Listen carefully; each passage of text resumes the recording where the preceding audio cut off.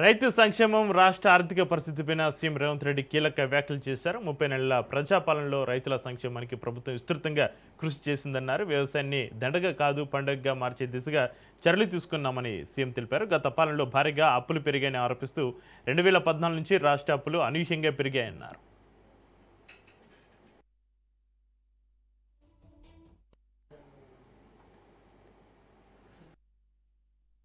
అప్పుల లెక్కలు పరిశీలించామని, తవ్విన కొద్దీ అప్పులు తప్పులు బయటపడ్డాయని వ్యాఖ్యానించారు. రైతు భరోసా నిధులను సీఎం విడుదల చేశారు. మొత్తం 2,482 కోట్ల రూపాయలను విడుదల చేయగా మొదటి విడతలో 44 లక్షలకు పైగా రైతుల ఖాతాలో నేరుగా నిధులు జమ అయ్యాయి.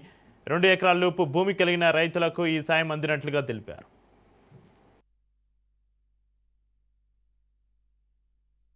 నేను కానీ మా బట్టన కానీ ఎవరన్నా కానీ వచ్చిన వాళ్ళందరూ లోపలి పిలిచి కూసబెట్టి ఉన్నది ఉన్నట్టు చెప్తున్నా. ఆ మధ్యలో మా అధికారులు అన్నారు, సార్ నువ్వు ఉన్నది ఉన్నట్టు చెప్పక సార్ నీకు దండం పెడతా అని. ఎందుకయ్యా అప్పు ఉంటది అన్నారు. నేనన్నా అప్పు ఉంటదు అని చెప్పి నువ్వు షేర్వాన్ వేసుకొని తిరిగితే లోపల ఉన్న పరిశాని వాళ్ళకెట్టే తెలుస్తుంది. లోపల బనీన్ కు బొక్కలే ఉన్నాయి, డ్రాయర్ కు బొక్కలే ఉన్నాయి, అంగి లేనే లేదు. మీద షేర్వాన్ వేసుకొని నేను నవాబునని చెప్తే ఏం లాభం అయ్యా? మనం నవాబులం కాదు, చంద్రశేఖరరావు దెబ్బకు బికారులుగా మారినాం. ఈ వాస్తవం వాళ్ళంతా మనోలే, వాళ్ళకి చెప్పాలి కదా. వాళ్ళకి చెప్పకుండా మనం దాచి పెడితే క్యాన్సర్ వస్తే ఇంటామెకి చెప్పలేదు అనుకో, డాక్టర్ కు ఉన్న రోగం చెప్పలేదు అనుకో, సచ్చి ఊరుకుంటాం. అవునా? అందుకే నేను చెప్పిన ఇదంతే ఏం కాదు, ఏమైతే అదైంది కుల్లం కుల్లా ఉన్నది ఉన్నట్టు చెప్తా, లెక్కలు చెప్తా, ఉన్నది చెప్తా, చేసేది చెప్తా, చెప్పిందే చేస్తా. రైతు భరోసా ఆయన రైతు బంధు అన్నాడు. ఆ రైతు రాబంధు మీకు బకాయి పెడితే ప్రభుత్వం వచ్చిన ఎంబడే నెల తిరగక ముందే 7,000 కోట్ల రూపాయల పాత బకాయిలు మేం చెల్లించినాం. రైతు రాబంధువు మీ నెత్తి మీద పెట్టిపోతే నేను వచ్చి కట్టిన ఒడ్లు సివిల్ సప్లైస్ కార్పొరేషన్ కొని బకాయిలు పెట్టిపోతే ఉత్తమ్ కుమార్ రెడ్డి గారు వచ్చి ఈ రోజు ఆ ఒడ్ల పైసలు ఆనాడు 2023 నాడు మీకు చెల్లించడం జరిగింది. ఇవాళ రైతు భరోసా 10,000 సంవత్సరానికి వాళ్ళు ఇస్తే 12,000కు పెంచి ఇప్పటి వరకు 27,000 పైచిలకు కోట్ల రూపాయలు మీ ఖాతాలేసి ఇవాళ మరో 9,000 కోట్ల రూపాయలు వేయడానికి మొదటి విడత 9 రోజుల్లో మీ ఖాతాలో 9,000 కోట్లు వేయడానికి దాదాపుగా రైతు భరోసా మీద ఈ విడతతో కలిపితే 36,000 కోట్ల రూపాయలు ఈ రోజు రైతులకు అందించిన చరిత్ర ఈ రోజు ఈ ప్రభుత్వానిది. ఇవాళ ఊర్లలో తిరిగి ఈ రోజు రైతులను క్షమించే సభ పెట్టమని తాటి చెట్టు లెక్క అయిన కానీ తలకాయ లేనట్టుంది చెప్తా ఉన్నాడు. చెట్టు లెక్క ఎరిగితే సరిపోదు, అందులో ఆవగించినంత గుజ్జు ఉండాలని పెద్దలు చెప్పారు. అందుకే ఇయ్యాల ఏ విషయంలో అయినా మీరు చర్చకు సిద్ధమా, వస్తాడా అసెంబ్లీకి? రైతుల గురించే ప్రత్యేకంగా అసెంబ్లీ సమావేశాలు ఏర్పాటు చేద్దాం. 10 సంవత్సరాలు మీరు చేసింది ఏంది రైతుల కోసం, 10 సంవత్సరాలు మేము చేసింది ఏందో ఈ రోజు ఆలోచన చేద్దాం. సాగునీటి ప్రాజెక్టులు కాళేశ్వరం పేరు మీద గోదావరి నదీ జలాలతోని ఉత్తర తెలంగాణను సస్యశ్యామలం చేస్తా, రంగారెడ్డి జిల్లా వరకు తీసుకొస్తని 1,50,000 కోట్ల రూపాయల అంచనాతోని గోదావరి నదీ జలాల మీద కాళేశ్వరానికే 1,02,000 కోట్ల రూపాయలు కాంట్రాక్టర్లకు చెల్లిస్తే 3 ఏళ్ల కాళేశ్వరం కట్టుడు, 3 ఏళ్ల కాళేశ్వరం కూలుడు మీరే కడుతురి, మీరే కూలగొడుతురి. 1,00,000 కోట్ల రూపాయలు గోదావరిలో కలిసిపోయి కాళేశ్వరం కాస్త కూలేశ్వరమైంది. ఇక నిన్న మన పిల్ల రాక్షసులు బయలుదేరి వస్తాడు. ఇక చంద్రశేఖరరావు రావాలని కోరుకుంటురని ఎవడు కోరుకుంటున్నా? ఎవరికేమిచ్చారు? మీకంటే ఫామ్ హౌజులు ఇచ్చిర్రు, రాసుకోనికే పేపర్లు ఇచ్చిండ్రు, చూపించుకోనికే టీవీలు ఇచ్చిర్రు, దోసుకోనికే తెలంగాణ రాష్ట్రాన్ని ఇచ్చిండ్రు.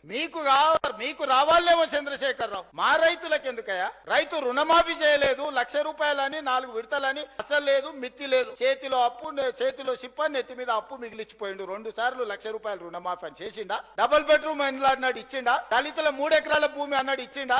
ఇంటికో ఉద్యోగం అన్నాడు ఇచ్చిండా? 1,00,00,000 ఎకరాలకు నీళ్ళు ఇస్తా అన్నాడు పారిచ్చిండా? ఏం చేసిండా నేను అడుగుతున్నాను. మళ్ళా రానికి ఒక్కటి చేసిండా? ప్రతిపక్షాలు మా జోలిన్నాడు ఫోన్లలో అంటే హార్టికల్చర్, అగ్రికల్చర్, ప్రాన్ కల్చర్ అన్ని కల్చర్లను సర్వనాశనం చేసిండు. ఓన్లీ తాగుడు కల్చర్ తెచ్చిపెట్టిండు. మనకు సందుల బెల్ట్ షాపులు, బుడ్డి షాపులు తెచ్చిపెట్టిండు. ఆ మనం రైతు బజార్లు తెలిస్తే ఇవాళ బెల్ట్ బజార్లు తీసుకొచ్చి సందుల 7వ తరగతి చదివేటోని కూడా చేతులు బుడ్డి చేతులు పట్టించాడు.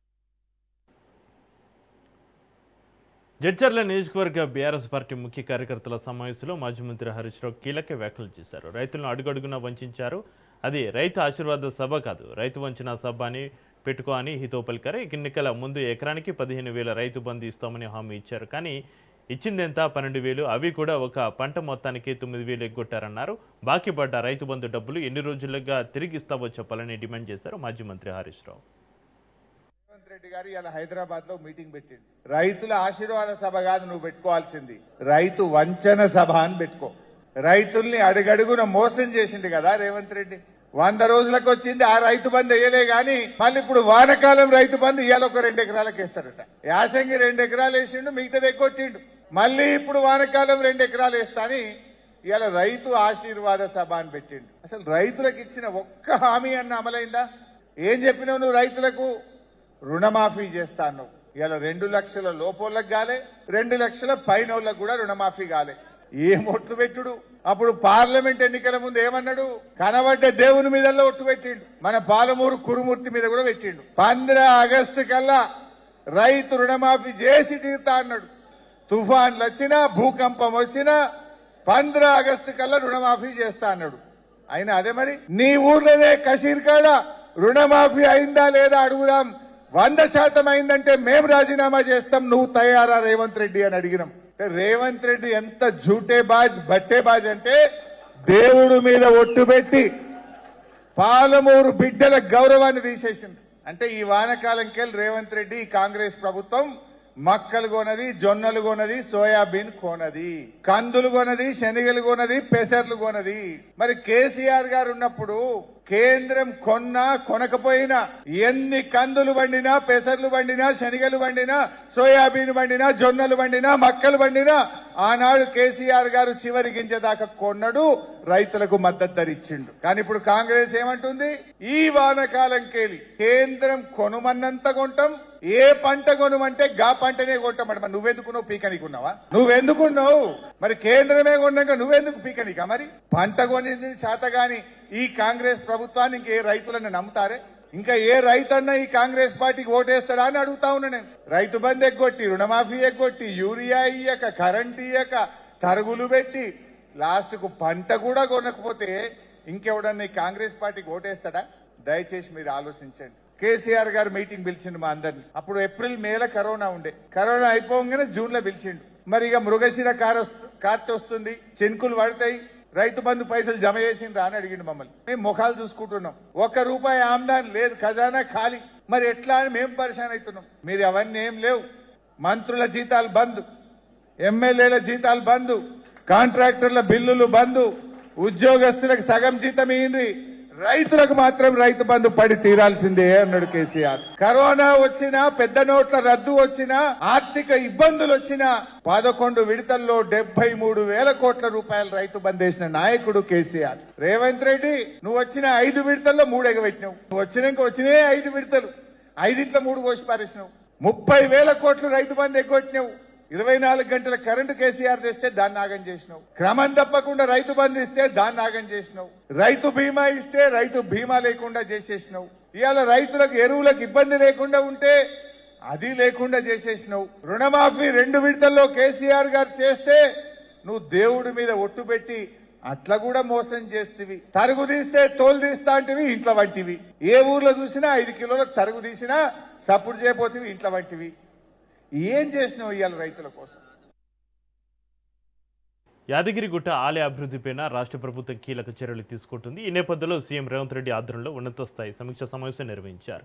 ఈ సమావేశంలో యాదగిరిగుట్ట అభివృద్ధి పనులపైన సీఎం అధికారులకు పలు కీలక ఆదేశాలు జారీ చేశారు. హరే రామ హరే కృష్ణ ఫౌండేషన్కు భూములు మార్కెట్ రేటు ప్రకారం కేటాయించాలని స్పష్టం చేశారు. తిరుమల విధానాన్ని అధ్యయనం చేసి అదే తరహాలో యాదగిరిగుట్టలో కూడా భూముల కేటాయింపు అభివృద్ధి మోడల్ అమలు చేయాలని సీఎం సూచించారు. తెలంగాణ రాష్ట్ర కొత్త ప్రధాన కార్యదర్శిగా 1992 బ్యాచ్ ఐఏఎస్ అధికారి సంజయ్ జాజు సచివాలయంలో అధికారికంగా బాధ్యతలు స్వీకరించారు. జూన్ 26న ప్రభుత్వం జారీ చేసిన ఉత్తర్వుల మేరకు ఆయన ఈ పదవిని చేపట్టారు. పదవి విరమణ చేసిన కె రామకృష్ణారావు స్థానంలో సంజయ్ జాజు నియమితులయ్యారు. సచివాలయంలో జరిగిన కార్యక్రమంలో ప్రత్యేక ప్రధాన కార్యదర్శులు, శాఖ కార్యదర్శులు ఆయనకు శుభాకాంక్షలు తెలియజేశారు. అదే సమయంలో పదవి విరమణ చేసిన కె రామకృష్ణారావుకు అధికారులు ఘనంగా వీడ్కోలు పలికారు. ఇరువురిని పుష్పగుచ్చాలతోటి సత్కరించారు. తెలంగాణలో జూలై 2న కేబినెట్ సమావేశానికి ప్రభుత్వం అన్ని ఏర్పాట్లు వేగవంతం చేసింది. మధ్యాహ్నం 3 గంటలకు సచివాలయంలో ఈ మంత్రివర్గ సమావేశం నిర్వహించనున్నారు. ఇది రాష్ట్రంలోని 34వ కేబినెట్ సమావేశంగా ఉండనుంది. అన్ని శాఖల కార్యదర్శులకు ప్రధాన కార్యదర్శి అత్యవసర ఆదేశాలు జారీ చేశారు. జూలై 1 మధ్యాహ్నం 1 గంటలోపు ప్రతి శాఖ తమ అజెండాను తప్పనిసరిగా సమర్పించాలని స్పష్టం చేశారు. ఎజెండాను తెలుగులో అనువాదంతో పంపాలని సూచించారు. ఎజెండా లేకపోతే తప్పనిసరిగా నిల్ రిపోర్టు సమర్పించాలని ఆదేశించారు. కేబినెట్ సమావేశం రోజున అన్ని శాఖల కార్యదర్శులు ప్రధాన కార్యాలయంలో అందుబాటులో ఉండాలని సూచించారు.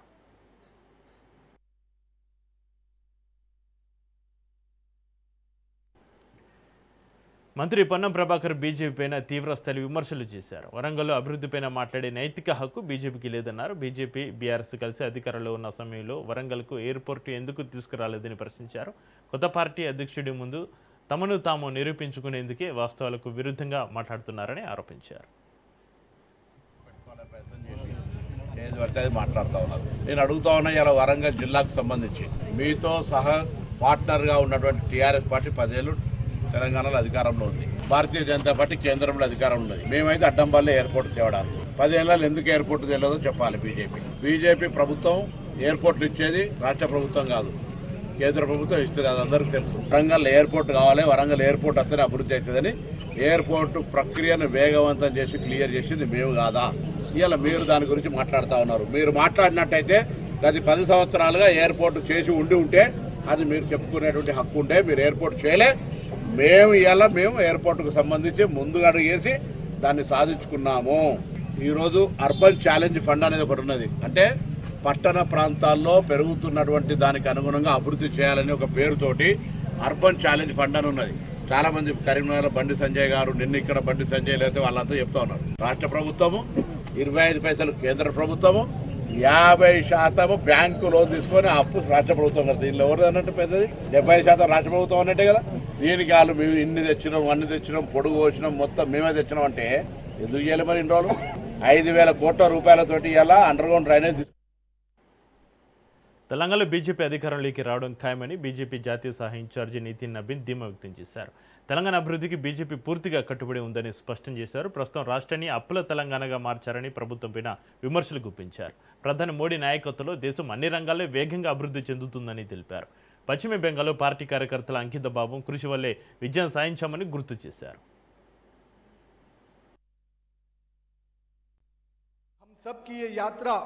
जो भारतीय जनता पार्टी का एक कार्यकर्ता जिस यात्रा में निकल पड़ा है, वो यात्रा विचार के साथ है, वो यात्रा त्याग की यात्रा है, वो यात्रा तपस्या की यात्रा है और वो यात्रा राष्ट्र को प्रथम रखने की यात्रा है। उस यात्रा के हम सभी सहभागी हैं। मित्रों, आज भारतीय जनता पार्टी का ये जो विशाल वटवृक्ष आप देखते हैं, ये कहीं न कहीं हमारे कार्यकर्ताओं के परिश्रम का, हमारे कार्यकर्ताओं के मेहनत का प्रतिफल है कि आज भारतीय जनता पार्टी जो 1980 में अपने स्थापना के कालखंड में पहले चुनाव में मात्र 2 सांसदों वाली आज पार्टी थी, आज विश्व की सबसे बड़ी पार्टी बनकर उभरी है। इसका श्रेय भारतीय जनता पार्टी के उस बूथ के कार्यकर्ता को जाता है, क्योंकि वह बूथ का कार्यकर्ता जो सबसे निचले स्तर पर काम करते हुए भाजपा के कमल खिलाने का संकल्प को पूरा करता है। मैं आज के दिन भारतीय जनता पार्टी के अपने उस वट वृक्ष को स्थापना काल से हम कह सकते हैं, जब जनसंघ काल में जनसंघ की स्थापना हुई और उस वट वृक्ष को बड़ा कर తెలంగాణ రాజకీయాలపైన బీజేపీ అధిష్టానం ప్రత్యేక దృష్టి సారించిందని తెలంగాణ బీజేపీ చీఫ్ రామచంద్రరావు అన్నారు. తెలంగాణలో బీజేపీ విజయం ఖాయమని ధీమా వ్యక్తం చేశారు. రాష్ట్రంలో ఎవరూ సంతోషంగా లేరని, కాంగ్రెస్ ప్రభుత్వం తెలంగాణను అప్పుల రాష్ట్రంగా మార్చిందని ఆరోపించారు. ఈరోజు తెలంగాణ ధనిక రాష్ట్రాన్ని ఒక అప్పుల రాష్ట్రంగా మార్చి ఇక్కడ యువతని, విద్యార్థుల్ని వారి యొక్క జీవితంలో ఎక్కడ కూడా వరకు ఆశా జ్యోతి లేకుండా రైతులకు కష్టాలతోని, అదే విధంగా ఏ వర్గమైనా సరే తెలంగాణలో అది ప్రభుత్వ ఉద్యోగస్తులు కానీ, ప్రభుత్వ విరామం తీసుకున్నటువంటి ఉద్యోగస్తులు కానీ, లేకపోతే మహిళలు కానీ, ఈరోజు మనం చూస్తా ఉన్నాం ప్రతిరోజు మనకు మహిళలపైన అత్యాచారాలు జరుగుతూ ఉన్నాయి రాష్ట్రంలో. ఏ వర్గం కూడా ఈరోజు భారతీయ జనతా పార్టీ చెప్పినట్టు గత భారతీయ జనతా పార్టీ పోల్చినట్టు రాష్ట్రాలకు పోలిస్తే తెలంగాణలో ఈరోజు ఏ వర్గం కూడా సంతోషంగా లేరు. అదే మన భారతీయ జనతా పార్టీ పరిపాలన రాష్ట్రాల్లో ఈరోజు అక్కడ ఉన్నటువంటి ఒక స్కీమ్స్, ఈరోజు పథకాలు ప్రజలకు డైరెక్ట్ గా అందుతా ఉన్నాయి. కానీ రేవంత్ రెడ్డి గారి యొక్క ప్రభుత్వం జగిత్యాల జిల్లా కేంద్రంలోని బీఆర్ఎస్ పార్టీ కార్యాలయంలో స్పెషల్ ఇంటెన్సివ్ రివ్యూస్ అని ఎస్ఐఆర్ పైన పార్టీ శ్రేణులకు అవగాహన కార్యక్రమం నిర్వహించారు. ఈ కార్యక్రమంలో బీఆర్ఎస్ రాష్ట్ర ప్రధాన కార్యదర్శి జీవన్రెడ్డి పాల్గొన్నారు. ఎస్ఐఆర్ ప్రక్రియ, ఓటర్ జాబితా సవరణ అంశాలపైన కార్యకర్తలకు సూచనలు చేశారు. ఈ సందర్భంగా కాంగ్రెస్ ప్రభుత్వంపైన తీవ్రస్థాయి విమర్శలు చేశారు జీవన్రెడ్డి. రైతులు మనం చెప్పంటున్నాం, రైతు బంధు ఏదో రైతు భరోసా ఆరంభింప చేస్తుందని చెప్పని ప్రకటనల మీద ప్రకటనిస్తున్న పత్రికలు. కానీ చేపలకు చేతికి వచ్చేదాకా ఇప్పుడు ఎన్ని ఎకరాలకి ఇస్తాడో ఎవరికి తెలియదు. చేతికి వచ్చేదాకా వాడు ఎన్ని ఎకరాలకి ఇస్తాడో ఎవరికి తెలియదు అని చెప్పి అంటున్నా. మనం ఏసంగి కూడా ఇట్లా చేసిండు. హైతా ఇస్తున్నా అని చెప్పని 2 ఎకరాలకి ఇచ్చి మిగిలిందేగా పెట్టి, అంతకుముందు 3 ఎకరాలకి ఇచ్చి మిగిలిందేగా పెట్టి, అంతకుముందు అసలుగా పెట్టి ధర్మకాండ తూకం ఎంత వస్తుందో పేమెంట్ చేయాలి కదా. అది చేయడు. ధర్మకాండ తూకాన్ని పక్కన పెట్టి విశాఖపట్నంలోని కేంద్రీయ గిరిజన విశ్వవిద్యాలయం తొలి స్నాతకోత్సవం ఘనంగా జరిగింది. ఈ కార్యక్రమానికి రాష్ట్రపతి ద్రౌపది ముర్ము ముఖ్య అతిథిగా హాజరై విద్యార్థులకు పట్టాలు ప్రదానం చేశారు. ఈ స్నాతకోత్సవ సభలో మొత్తం 373 మంది డిగ్రీ, పీజీ విద్యార్థులకు రాష్ట్రపతి చేతుల మీదుగా పట్టాలు అందజేయగా, విద్యా విభాగంలో అసాధారణ అత్యుత్తమ ప్రతిభ కనబరిచిన 13 మంది టాపర్స్ అయిన విద్యార్థులకు రాష్ట్రపతి గోల్డ్ మెడల్స్ బహుకరించి వారిని ప్రత్యేకంగా అభినందించారు. గిరిజన విశ్వవిద్యాలయం స్థాపించబడిన తర్వాత జరుగుతున్న మొట్టమొదటి కాన్వకేషన్ కావడంతో విద్యార్థులు వారి తల్లిదండ్రుల్లో నూతన ఉత్సాహం ఉట్టిపడింది. विद्यार्थियों में लगभग 40% बेटियां हैं। हर्ष की बात ये है कि स्वर्ण पदक प्राप्त करने वाली में लगभग 70% बेटियां हैं। बेटियों के लिए ट्राई वाला महिला सशक्तिकरण बढ़ते कदमों के साथ ही ये उपलब्धि संस्था की समावेशी सोच और जेंडर जस्टिस के प्रति संवेदनशीलता की को दर्शाता है। इस जनजातीय विश्वविद्यालय पर अनेक विशेष जिम्मेदारियां हैं। ये अपेक्षा की जाती है कि ये विश्वविद्यालय जनजातीय समाज के आत्मविश्वास, नेतृत्व और नीति निर्माण का केंद्र बने। सामाजिक न्याय के उद्देश्य से स्थापित की गई ऐसी संस्थाओं का ये दायित्व भी होता है कि वे अपने क्षेत्र में.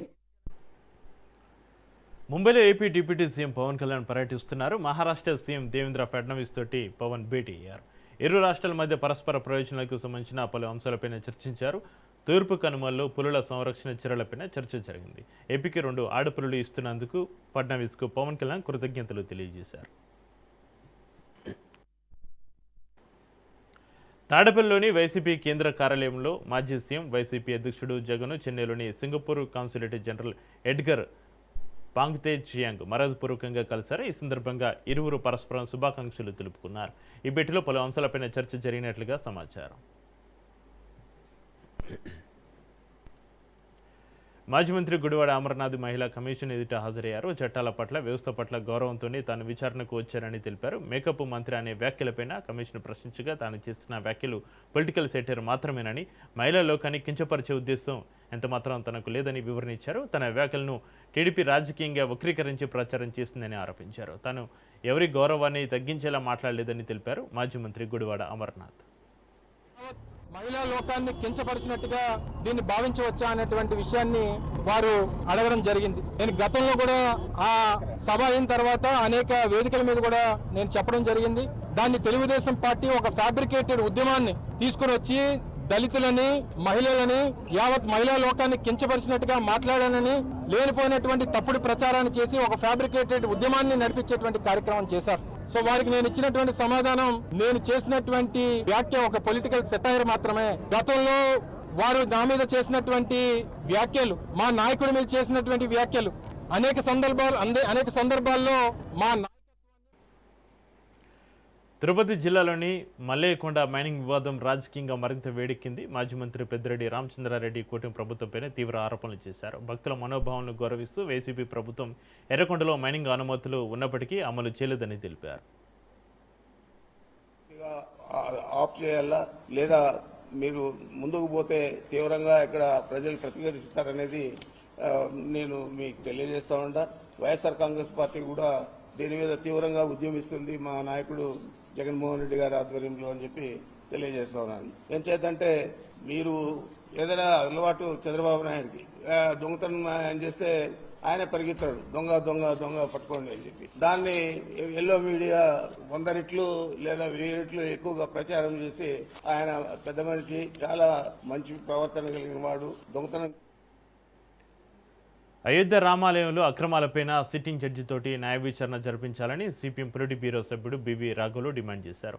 ట్రస్టులతోనే అంతర్గత విచారణ నిర్వహించడం సరైన విధానం కాదని, న్యాయ వ్యవస్థ పర్యవేక్షణలోనే పూర్తి స్థాయి దర్యాప్తు జరగాలని ఆయన అన్నారు. ఈ ఘటనపైన ఆర్ఎస్ఎస్, విశ్వ హిందూ పరిషత్ సమాధానం చెప్పాలని డిమాండ్ చేశారు.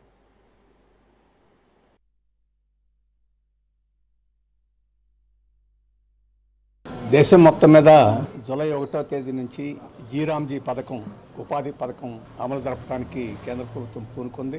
ఆంధ్రప్రదేశ్లో రాష్ట్ర ప్రభుత్వం ఓబులవారిపల్లి మండలం నుంచి ఈ కార్యక్రమాన్ని ముఖ్యమంత్రి సమక్షంలో లాంచ్ చేస్తున్నారని చెప్పేసి పత్రికలో వచ్చింది.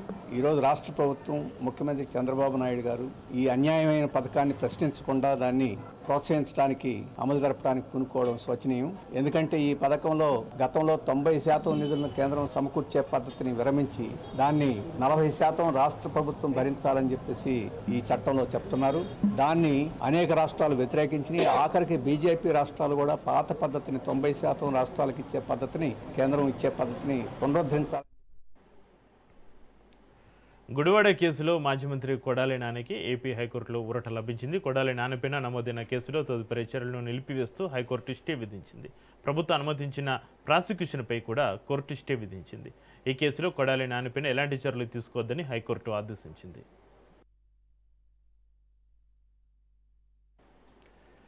పశ్చిమ గోదావరి జిల్లా పాలకొల్లులో ఆక్వా రైతులు తమ సమస్యల పరిష్కారం కోసం నిరసన బాటపట్టారు. రాష్ట్ర ఆక్వా రైతు సంఘం అధ్యక్షుడు గుట్టుముక్కల గాంధీ భవన్ రాజు ఆధ్వర్యంలో నిర్వహించిన కార్యక్రమంలో రైతులు పెద్ద ఎత్తున పాల్గొన్నారు. ముందుగా ఇచ్చిన పిలుపు మేరకు ఇవాళ చెరువులు పట్టకుండా నిరసన చేపట్టిన రైతులు ఫీడు దుకాణాలను కూడా స్వచ్ఛందంగా మూసివేయాలని కోరారు. అనంతరం బైక్ ర్యాలీ నిర్వహించి రొయ్యల ధరలు పెంచాలని, ఫీడు ధరలు తగ్గించాలని నినాదాలు చేశారు. ఆంధ్రప్రదేశ్ ఆక్వా రైతు సంఘం తరఫున ఏదైతే మేత షాపులు, అలాగే మెడిసిన్ షాపులు బంద్ చేయాలని చెప్పి ఏదైతే పిలుపునిచ్చామో, అలాగే రైతులు స్వచ్ఛందంగా పట్టుబడులు ఆఫ్ చేసి ఎవరైతే ఇబ్బంది ఉంటుందో వైరస్ బారిన వారు ఒక్కడనే పట్టుకోమని చెప్పాం. ఇవాళ రాష్ట్రం అంతటా అన్ని జిల్లాల్లో కూడా ఈ కార్యక్రమం జరుగుతుంది. దీనికి గల మొదటి కారణం ఏదైతే మొన్న ముఖ్యమంత్రి చంద్రబాబు నాయుడు గారు, మంత్రి అచ్చెన్నాయుడు గారి సమక్షంలో ఏదైతే మరి 4 రూపాయలు మరి కేజీకి తగ్గించాలని చెప్పి ఏదైతే నిర్ణయం జరిగిందో. గన్నవరం పరిధిలో ఘోర రోడ్డు ప్రమాదం చోటు చేసుకుంది. విజయవాడ నుంచి ఏలూరు వైపు వెళ్లే కొత్త జాతీయ రహదారి బైపాస్ పైన బీబీగూడెం సమీపంలో ఈ దుర్ఘటన జరిగింది. ఎదురుగా వెళ్తున్న ఒక కారు వెనుక నుంచి వేగంగా వచ్చిన గూడ్స్ లారీ ఢీకొట్టడంతో ఈ ప్రమాదం సంభవించింది. అదే సమయంలో పక్కనే ప్రయాణిస్తున్న మరో లారీ కూడా కారును ఢీకొట్టింది. ఈ ఘటనలో కారులో ఉన్న 2 వ్యక్తులు అక్కడికక్కడే మృతి చెందగా మరో వ్యక్తికి తీవ్ర గాయాలయ్యాయి. గాయపడిన వ్యక్తికి 2 చేతులు తెగిపడినట్లుగా సమాచారం. ఇక అదే సమయంలో పక్కనే వెళ్తున్న స్కూటీని ఆయిల్ ట్యాంకర్ లారీ ఢీకొట్టడంతో స్కూటీపై ఉన్న వ్యక్తి కూడా అక్కడికక్కడే ప్రాణాలు కోల్పోయారు.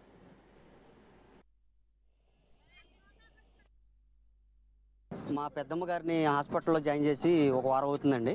మా తమ్ముడు వాళ్ళు, మా 2 తమ్ముళ్ళు, మా చిన్న తమ్ముడు భార్య, మా చిన్న తమ్ముడు కొడుకు మా పెద్దమ్మ గారిని పలకరించి రావడానికి విజయవాడ వచ్చారండి. పలకరింపు అయిపోయి హాస్పిటల్ బిల్ అయిపోయిన తర్వాత 2 రోజులు డిశ్చార్జ్ చేస్తామంటే మా ఊళ్ళు మా తిరుగు ప్రయాణం వస్తున్నారండి. తిరుగు ప్రయాణం మా ఊరు వెళ్ళిపోతారు. కొరియోగ్రాఫర్ హీరో రాఘవ్ లారెన్స్ రాజకీయాల్లోకి రావడం ఖాయమని స్పష్టం చేశారు. ఇక రాజకీయాల్లోకి రాకముందే తనపైన విమర్శలు వస్తున్నాయని ఆయన తెలిపారు. అయితే తాను ఏ రాజకీయ పార్టీలో చేరాలనే విషయంపైన ఇంకా ఎలాంటి నిర్ణయం తీసుకోలేదని వెల్లడించారు. ఏ పార్టీలో తనకు గౌరవం, ప్రజలకు సేవ చేసే అవకాశం ఉంటుందో అదే పార్టీలో చేరుతానని లారెన్స్ చెప్పారు. అలాగే తాను తిరుచి ఈస్ట్ నియోజకవర్గం నుంచి పోటీ చేస్తున్నాననే ప్రచారాన్ని కూడా ఆయన ఖండించారు. ఆ వార్తలో ఎలాంటి నిజం లేదని స్పష్టం చేశారు. ముంబైలో ఘోర ప్రమాదం చోటు చేసుకుంది. చెంబూరు ప్రాంతంలో ఒక స్కూల్ బస్సు పైన భారీ చెట్టు కూలిపోవడంతో విద్యార్థులు తీవ్రంగా గాయపడ్డారు. స్కూల్ బస్సు సాధారణంగా రోడ్డుపైన ప్రయాణిస్తున్న సమయంలో అకస్మాత్తుగా పెద్ద చెట్టు విరిగి బస్సు పైన పడింది. ఈ ఘటనలో సుమారు 10 మంది విద్యార్థులు గాయపడినట్లుగా సమాచారం.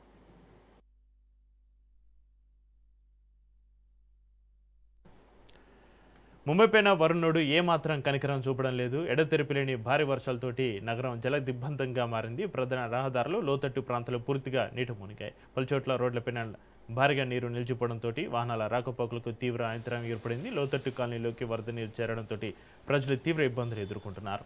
భారీ వర్షాల ప్రభావంతో రైలు, రోడ్డు రవాణా సేవలపైన ప్రభావం పడింది. పరిస్థితిని ఎప్పటికప్పుడు పర్యవేక్షిస్తున్న అధికారులు సహాయ చర్యలను వేగవంతం చేశారు.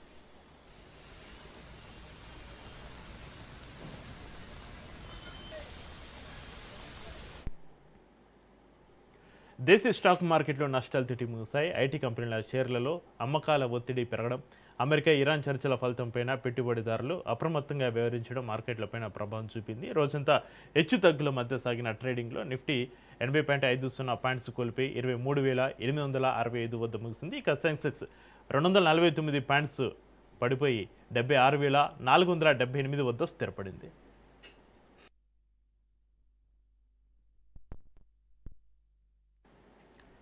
ఇవి ఇప్పటివరకున్న బులెటిన్ అప్డేట్. చూస్తూనే ఉండండి రాజ్ న్యూస్.